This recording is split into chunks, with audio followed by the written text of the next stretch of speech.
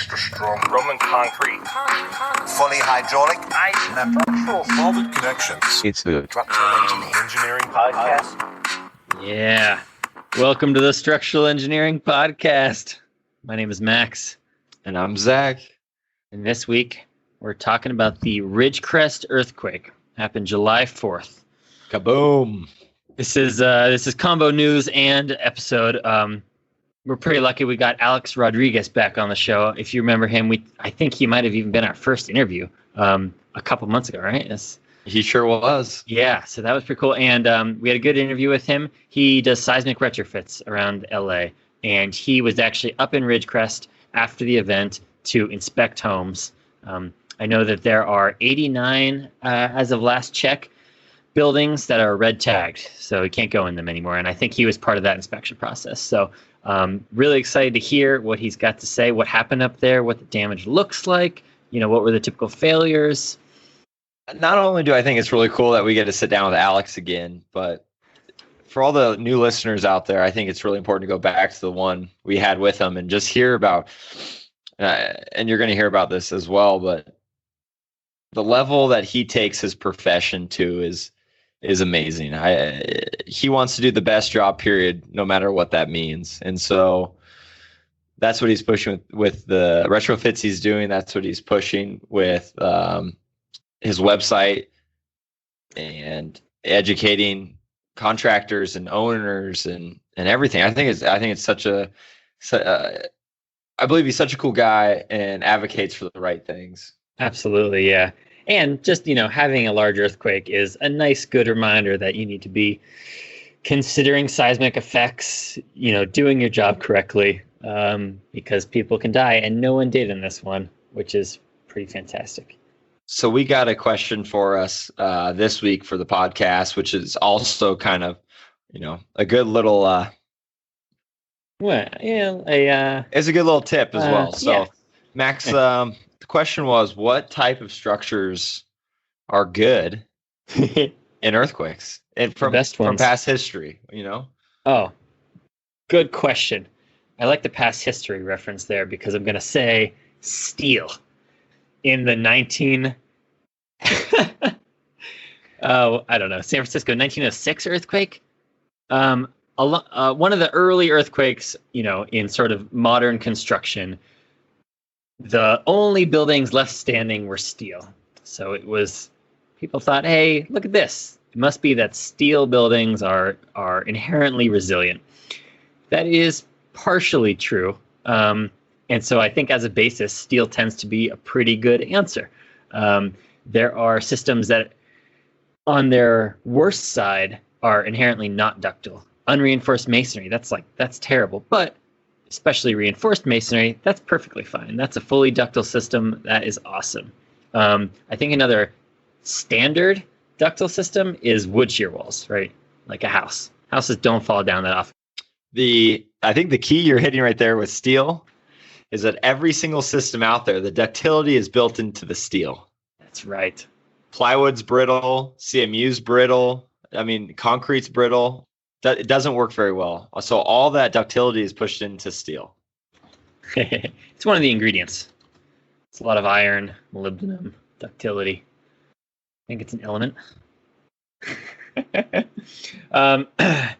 Yeah, I think, that sort of answers the question. Every system now can be. When we look at an R factor, which is, this sort of vague number that we can divide our forces by that tells us how much seismic load we have to put into a building. On the high end, that's an 8, and on the low end, that's a 1. And it's a kind of a combination of the ductility and the damping of a system. So every single system you can think of probably has a version that has this R of 8. Steel, eccentric brace frame. Oh, is that 7? Let's say BRB because we know that one, unless you've got that one memorized. BRBs, those are 8s. Special reinforced masonry, special reinforced concrete. Oh, eccentric brace frames are 8. Yeah. All right, they're 8s. With the fuse. Yeah, so every system's got it. I don't know if there's a wood, actually. Those might just top out at 6.5. What do you think? Wood tops out at 7. So everything's good. Everything can be really good. Absolutely. Well, now let's jump into our conversation with Alex and see what he has to say about the earthquake. Sweet. So you just got back from Troy, right? And that's right up by Ridgecrest. We went to both. We went to Ridgecrest, Trona, and Searless.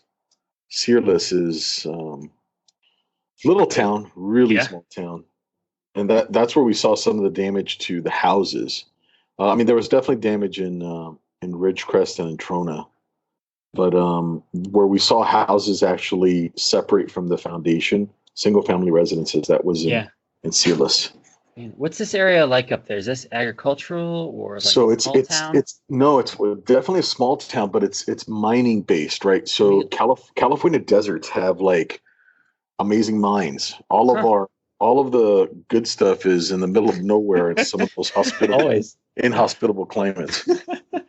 I mean, they had to get the railroad in there to get the stuff out back in the days. Yeah. Do you know? I mean, this is sort of tangent, but did they have like mine collapses or anything? Like, is this strip mining or? No, it's definitely subterranean mining. It looked like the mine in Searless, one of the towers. I mean, it's hard to say because that like deconstruct stuff all the time anyway. Yeah, I mean, it's hard to say if that was working or not before the earthquake, but I mean, that little town it looks pretty beat up, and really, it may not have been earthquake related. Yeah, it was. It's definitely in a very rural place. It seems to be a big hub for our gas trunk lines. You know, we have California stores a lot of underground natural gas, and the trunk lines. It looks like there's almost like a huge hub there, in Searless. I'm not even pronouncing that right. Searless. Searless. Searles. So anyway, it's definitely a blue collar, worker type situation there.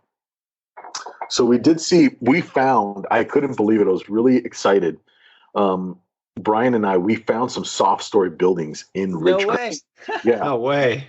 Found them, yeah. And we'll send you the pictures. I can't believe they're standing. Wow. I can't believe, and I'll tell you why. On two of the buildings, they were still using wood posts as the support, and it looked like they were undersized.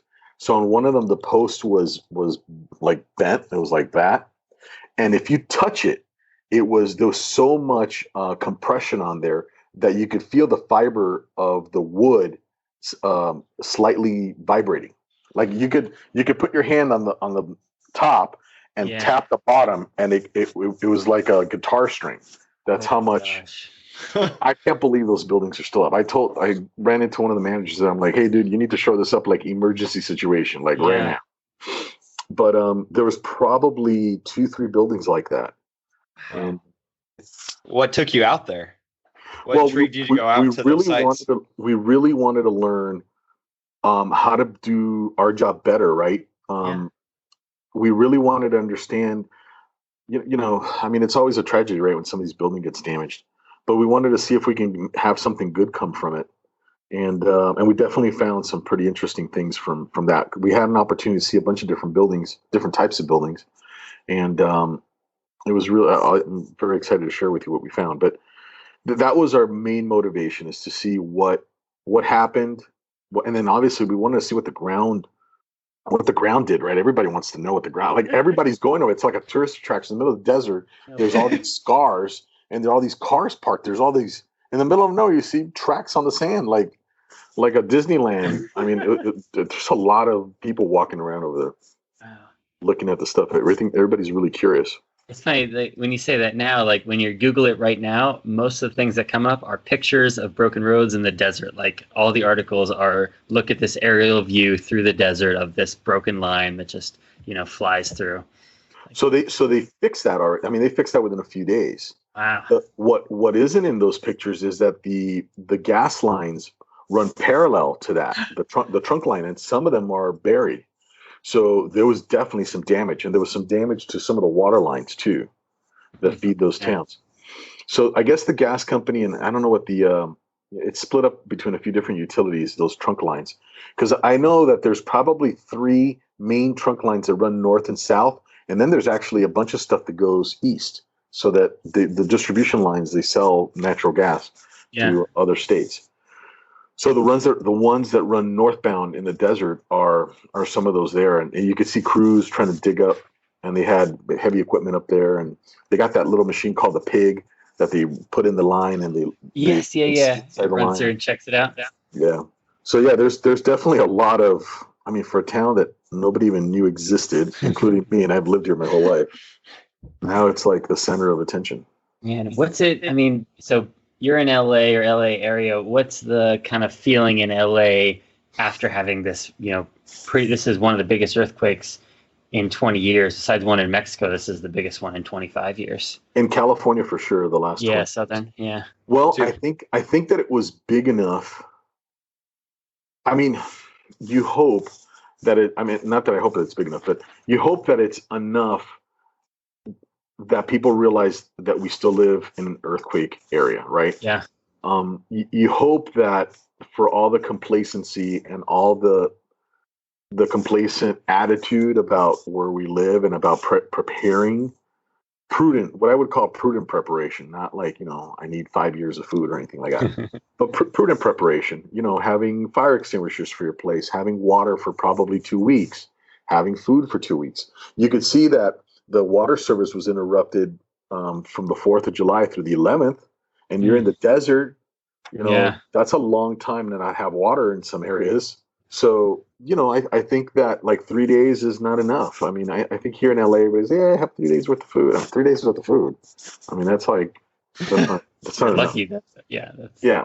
So I think that if you were to say, what could we hopefully gain that's positive from this in LA that's so far away, is that people maybe, man, hey, like maybe I should take some precautionary measures. Yeah, it's a good reminder, if nothing else.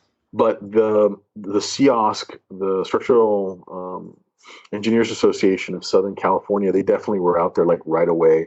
Yeah. They cleared like hundreds of buildings. There's like a team of guys that I've met. They're really good guys, real smart. Not just guys, a few women on there too, but some real smart people, really dedicated people. And they pretty much dropped everything that they were doing, and they went out there to help. Mm-hmm. So that was pretty cool. Start getting more calls, just people in the LA area that they know they need a retrofit and they're putting it off, on the rental or whatever it is. Yeah. I think because we're actively marketing too for it, we've gotten some calls for bracing, which is really important. Interesting. Yeah, we've definitely seen an influx on our side with emails and Instagram messages about seismic events, and a lot from contractors wondering and having questions about it and wanting to know more. So it's a good thing. It's a good thing. Yeah, absolutely. We hope that in cases our competitors or would-be competitors would go on our site and steal our stuff. Because I mean, the truth is, like, when I look at a lot of the seismic work that's being done now, there's so much of it that's so wrong that, I mean, look, I can't fix 15,000 buildings. I just can't. But I do live here, and I want the stuff that I don't fix to get fixed right, so it doesn't become like a wasteland. Yeah. And I think people that I would hope that one of the things that people would do is they would research the 1906 San Francisco quake, and those pictures are all over the internet. But you'd have an idea of what actually happened. Mm-hmm. And if you don't think that a landscape like that is possible here, then I don't think you understand the power of the earth moving. Yeah.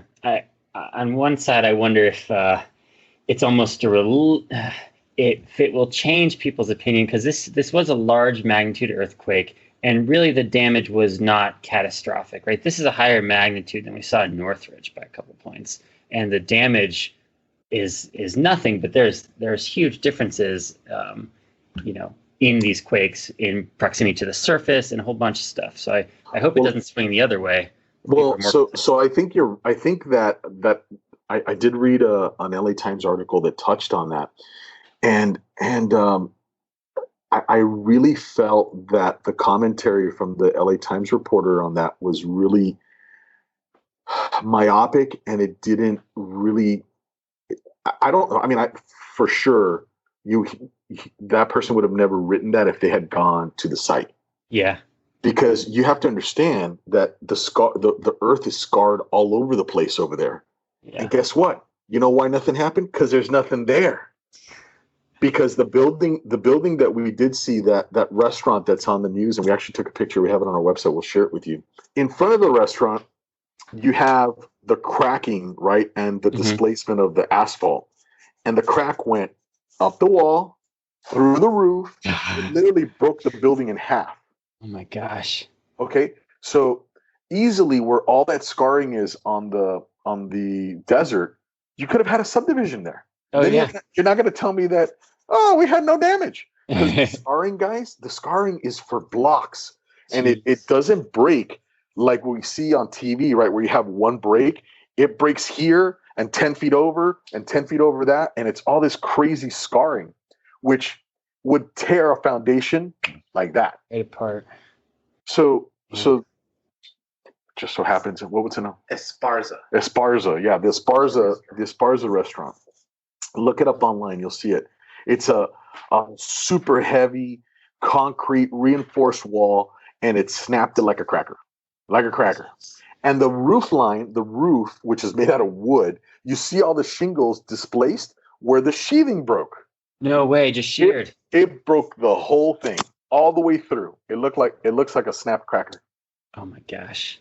So if you go to the desert and you see all the scarring in places that if we were here in the San Fernando Valley or even where I live, these would be subdivisions. All of that cracking would be people's backyards. Yeah. Houses. Forget about like sliding off the foundation. How would you like your house snapped in half? So you can't, you know what I mean? So yeah. I mean, to say that, relatively little damage, the desert was resilient.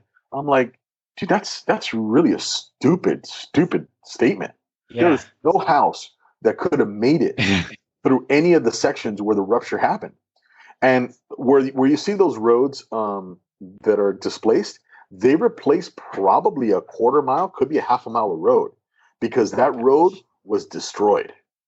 So the idea is, okay, how do we retrofit stuff now to minimize the damage? And truly, what are we facing when we're talking about a magnitude earthquake this big or larger close to a metropolitan area, right? Because that's our deal, right? That's where we live. This is where we work. This is where we do our business. This is where these buildings are. So what are we facing, right? So it isn't so academic and right now the designs are very, I don't want to say academic, but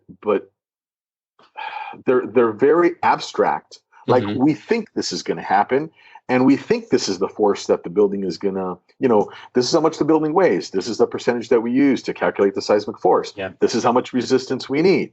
And it's based on that premise, right? It's a very much a hypothetical scenario. Okay, cool. So then let's go to the desert and really evaluate if what we're doing, how we're thinking about this is correct, and are we doing enough? Yeah. Is it prudent? Or is it too much? I don't know, because people tell me all the time, hey, this looks over-engineered, or whatever other kind of crazy stuff.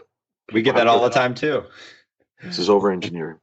So that's the premise that we went to the desert to figure out, right? Hey guys, sorry, technical difficulties. We're talking about a book called The Big Ones by Dr. Lucy Jones, a seismologist. Back in. And she talks in her book, and she talks about this in some of her other writings, and she's even said it in person during many of the interviews, that these events are random.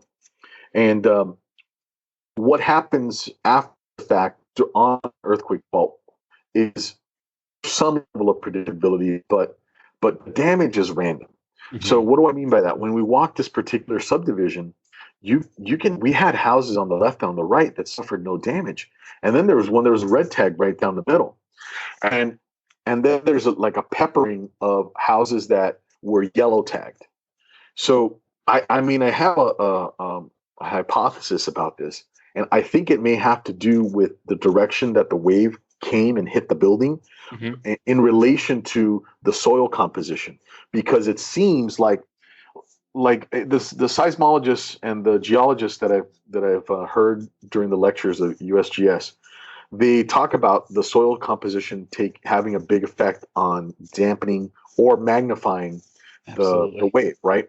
So what I suspect is that there's sections of dirt that the energy can get through easier, and you get a much harder impact. Because how do you describe that, or how do you explain that the building gets such damage in the middle, and the two that are next to it only get yellow tagged with mild damage? But if you look at the building from the front and the rear, you see the yard fencing got damaged, in addition to the structure. Mm-hmm. Absolutely, yeah. And we design for different conditions of soil, most definitely when we're designing for earthquakes. So, but I mean, you're totally right on there.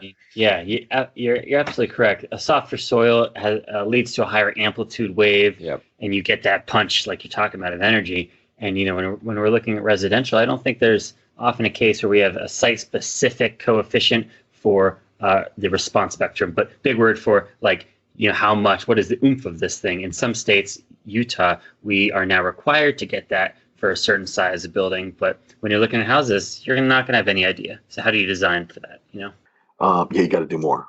Yeah. Just to be on the safe side, you can't just take our historical prescriptive methodology. You got to do a little bit more. So here's the thing: the house that I saw that did get a lot of damage, the floor joists they passed over, they slipped over the mud sill. The mud sill was intact. So if you put those plates in and you don't do anything to the floor joists, you're still going to have the same effect. They actually punched through, and probably over the span of 7 bays, it bubbled out. That section bubbled out.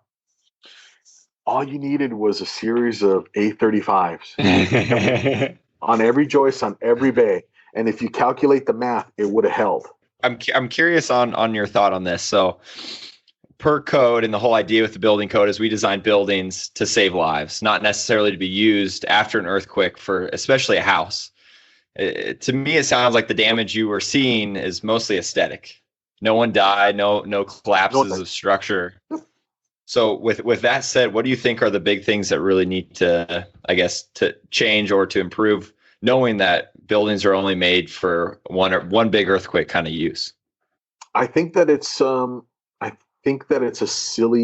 think that people, other countries that deal with the same type of seismic activity that we have, must think that we are some of the most foolish people on the planet. When you see Tokyo that can handle a 7, 5, an 8, and they have minor damage, and it's an irritation, to say that you're going to get wiped out because you had a 7.5 for them is laughable. Now, we have to have things in perspective. You go to Mexico City, and after that devastating earthquake, they come back and they build the buildings exactly how they were before the earthquake. Right. So we think that that's really dumb, right? We think that's really dumb. Japan's looking at us thinking the same thing down. And Japan's looking at us thinking the same thing. You know what I'm saying? Yeah. So, but that's I guess you get the option to make a stronger building, right? Our client could come to us and say we want a category 3 or 4 building, which would be like a hospital level of loading where it's fully usable afterwards. Right. So I got to throw some hard questions at you, Alex. So. Sure.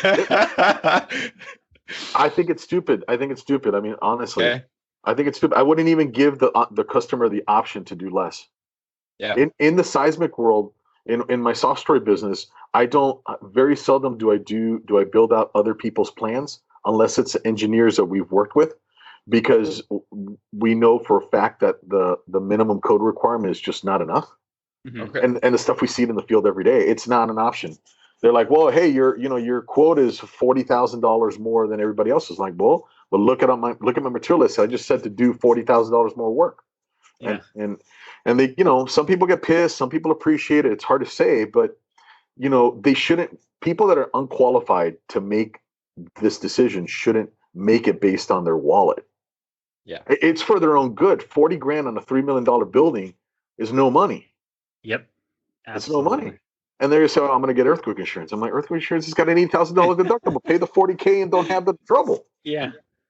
Man. You know, Yeah, so it's like making a medical choice based on cost. Like right, this guy dies, that guy lives. You know, I mean, so but the patient isn't. The patient in many cases is not. They're not qualified to say cut here or cut there or replace this or not. You know what I mean? Yeah. But because they control the wallet, they're given those options, and they don't. Look, I'm fearful that when we give them the option to do less and the damage happens, then they want to come back and sue us and kill us because, we didn't design it stronger. Or we didn't build. In my case, I didn't build it stronger. So construction-wise, down there, we're talking. It seems like some mobile homes, stick framing, and masonry is what I'm seeing. It's probably I've got some stats here. It looks like 31 houses, residential structures. This is in Ridgecrest, were red tagged, and 51 were yellow tagged. Now that number may seem low, but I don't know what the total housing market, the whole total housing size is. What is that percentage? There could be, what's that? It could be 300, 400 houses. That's a big.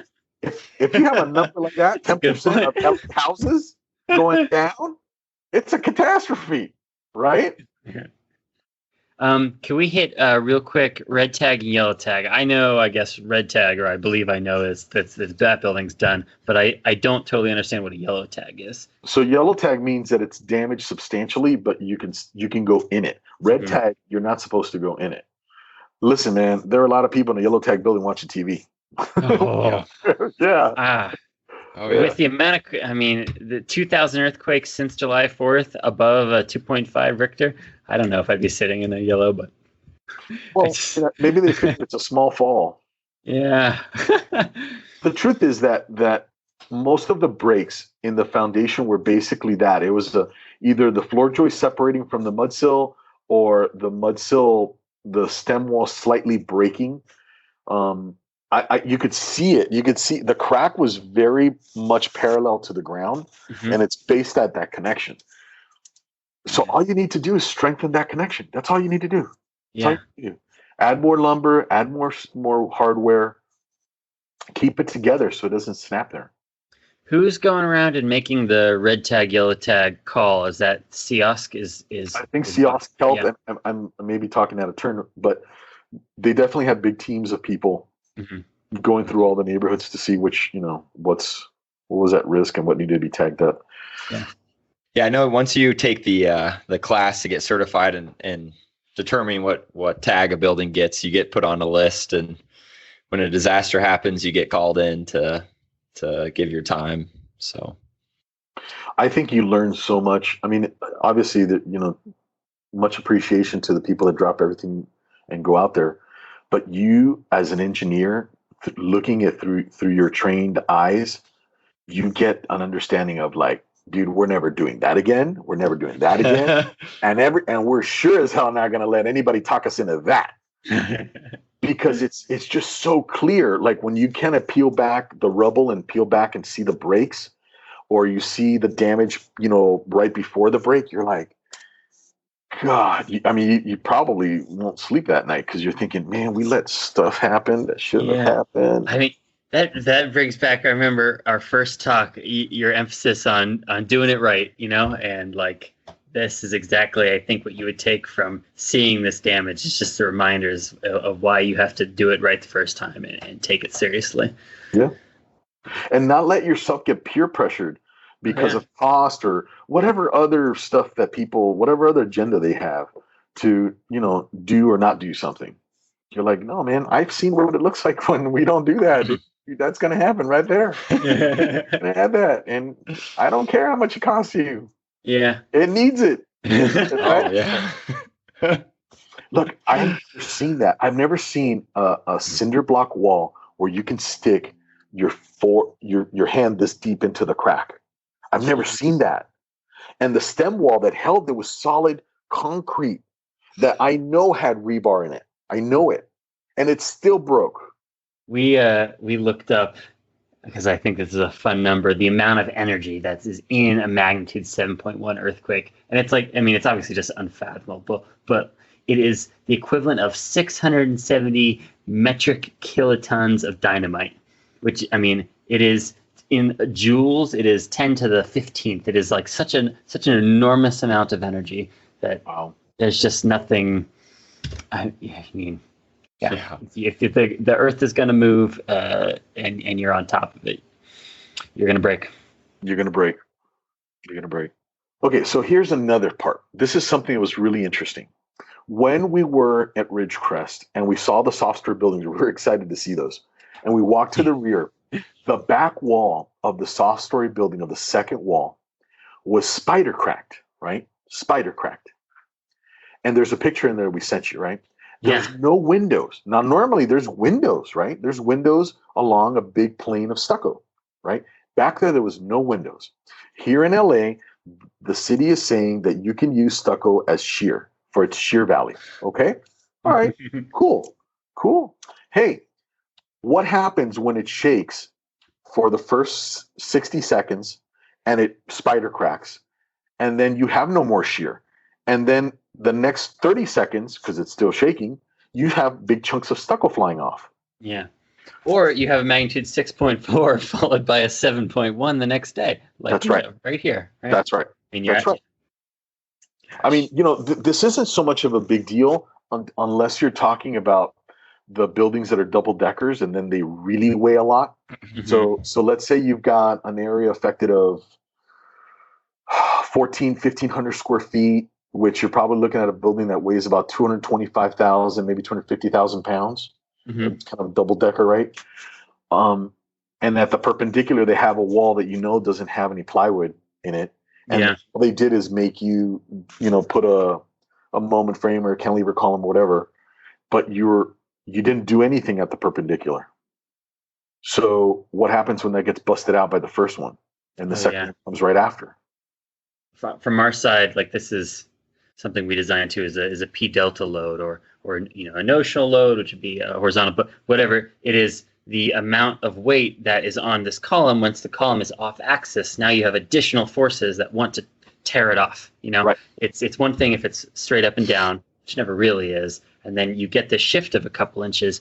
You've now magnified your moment, like the columns, as you showed us, that you give it a flick and you could just feel that energy move up and down. It's under such compression. Like, this is where it can be an issue. Yep.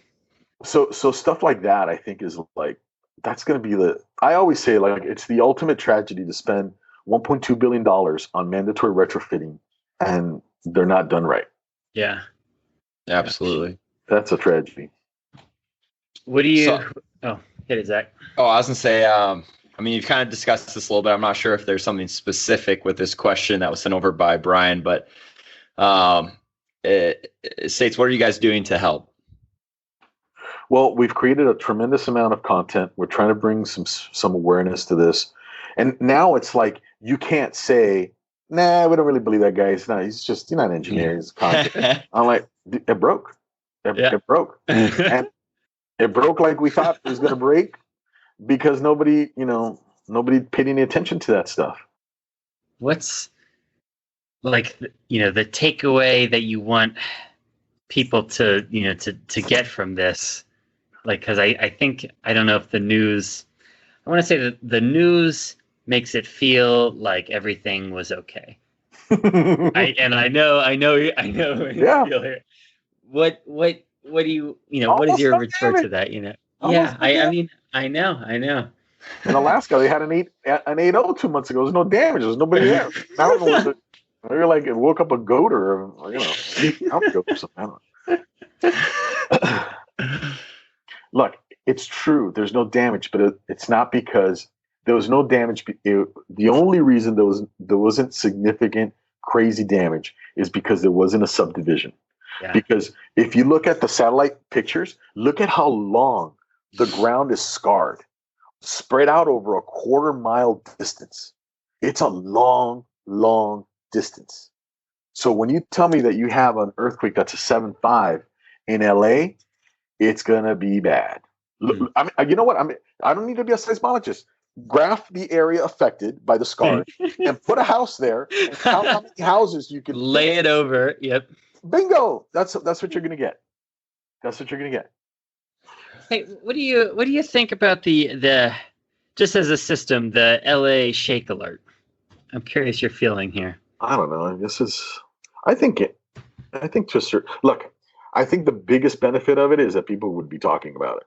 Yeah. Mm-hmm. I mean, I think I mean, am I gonna feel better that I get an alert like 30 seconds before it hits? That thing moves like 5 miles a second or something like that. The Yeah. velocity of the wave. So okay, cool. I don't know.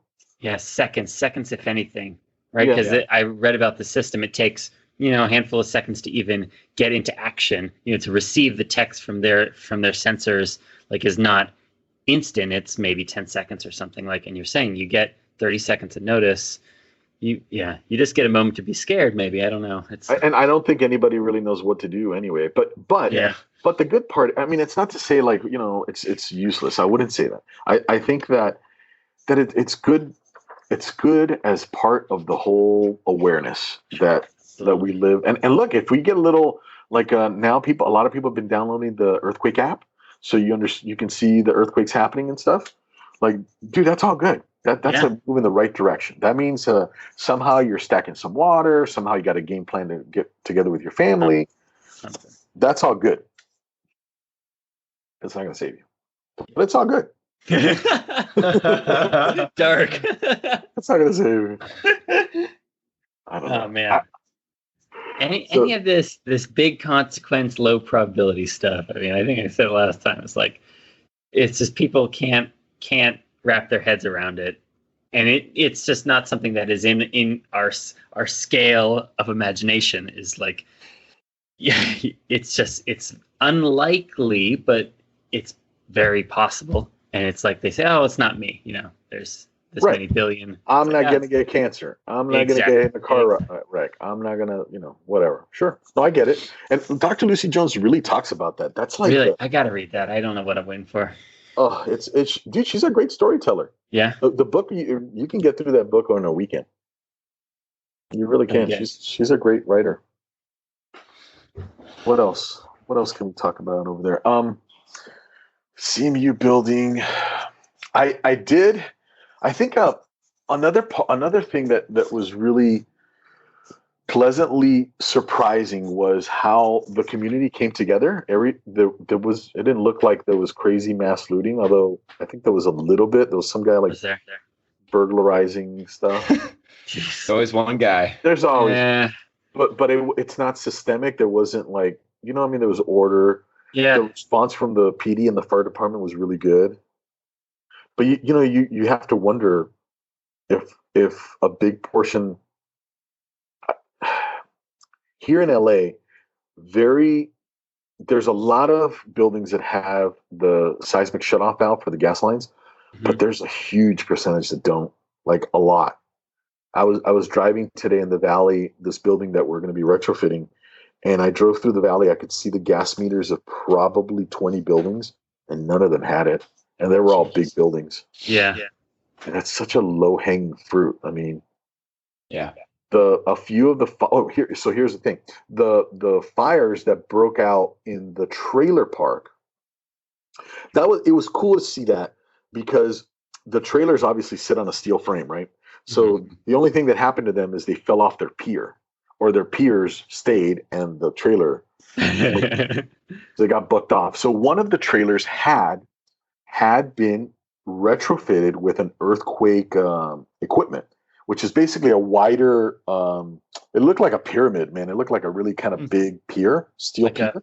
Platform it sits on? Okay. Yeah, it's a metal, it looks like a car, like how you put your car up on the piers. The jack stands, yeah. Jack stands. That's exactly what it looked like. It looked like a super beefy jack stand. And so it didn't fall. It was one of the few that didn't roll over, but they didn't have a seismic gas shutoff valve. The elderly couple ran out of the house, left what they were cooking on the stove. The plastic on the cooking stuff melted, started a fire, burnt the house down, burnt the building down. Total loss.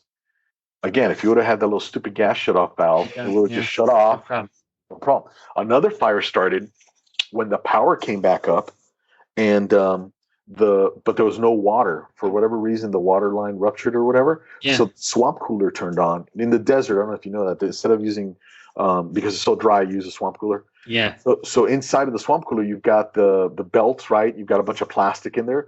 Well, the pulley started working. There was no water to cool it. The pulley overheated, caught on fire, caught the mesh that runs That the foam water stuff. fire. Yeah. The whole thing went on fire, and it was just that happened way after the earthquake.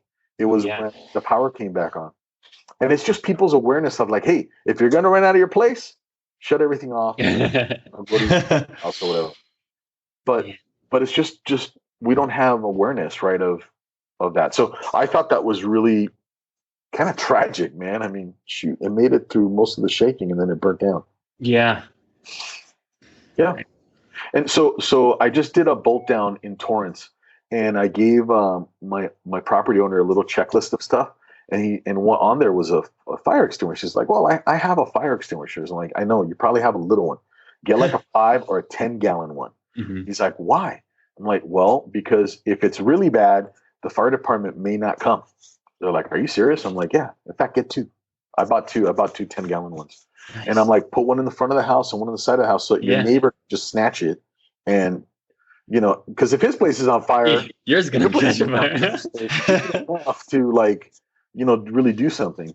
So he's like, okay, cool. So he's got, the little ones that he has for his kitchen, little pot fire, little grease fire. And now he's got something bigger. But I really think that people need to like really realize that the fire is it's kind of a really big deal. Oh yeah. In addition to bolting it down. So I mean, we saw it firsthand. It wasn't like a picture from 1906. There was probably in that trailer park 3-4 places that burned. Yeah. After the fact. So think about it. I mean, let's say that 7 trailers fell off their piers and 3 burnt down. You got 10 total. You have 30% total loss was due to the fire. The other ones you can pop them back up. Yeah. Trailer wise, right? But 30% was total loss due to fire. Yeah. And there's 3.5 million homes in LA County. I just looked up. Is that? Yeah. God, I would imagine there'd be more than that, but yeah, I know for sure there was a real number that 1.2 were the pre-70s race foundation construction. Jeez. So that's look, man, 10% of any of those numbers is a scary number. Yeah. I think that ultimately the big takeaways is like, hey, people should spend the $6-7 grand, $10 for the bolt down, spend the $500 or $300 to get a new shut-off valve. Mm-hmm. Get yourself a game, spend a couple $100 on some decent fire extinguishers and get a game plan on how to move around and communicate with your family if it goes down. Absolutely. And relatively speaking, it's not a lot of money, My other client, he said $3,200 to do 10 units, 10 gas meters. Yes. I think that they need to let them just put in one big valve and be half that price. Yeah. So that people would just do it and don't come up with excuses like my mom that she wants to move to Cuba. Well, that might be okay. It sounds like LA is a little overpopulated. Have some people move. I guess so. You're just going to deal with hurricanes. Yeah. That's a whole nother topic of bad design. Absolutely. So, I think that people just need to bring a little bit of awareness, a little bit of rational thinking, and really start listening to their engineers, to their contractors when they're being. Man, I think that the biggest value that we can provide to our customers is a healthy dose of prudent caution. Mm-hmm. For us to be cautious in our work and tell them, and be able to hold our ground when we get pushback, so that for their own good, Absolutely. And with the thought that, like you're saying, building switching owners, I mean, just because one owner thinks it's not important we're solely responsible for the building. It doesn't depend on who's owning the building. So That's right. That's we right. got to think about the whole lifespan of it. So I think, That's I a agree. great It's very important. That's a great point. That's a great point. And if we let something slide and it goes from one owner to the other, not something slide. I think that's the wrong way to say it. I think that it's just a matter of look. This commentary is 100% based on the dated on the probably 2 or 3 cases a week that we hear about that the engineers get fired or get pressured into doing less because the construction pricing, preliminary construction pricing came in too high for the retrofit. So, that only happens because the engineers say yes. Like, no, dude, Yeah. that's my work. I thought about it for a long time, and here you go. Thank you. Yep. Have a good time with it. Yeah, good luck. Have your contractor call me. I'll explain it, everything he needs to do for him. Yeah. But unfortunately, there's, that doesn't always pan out that way. Absolutely. Like Forrest Gump said, that's all I have to say about that. Man. Awesome. Like we'll leave it on that note there. And Alex, thanks for joining us this week on the podcast. And we're looking forward to having you on the show more often. My pleasure. Look forward to it.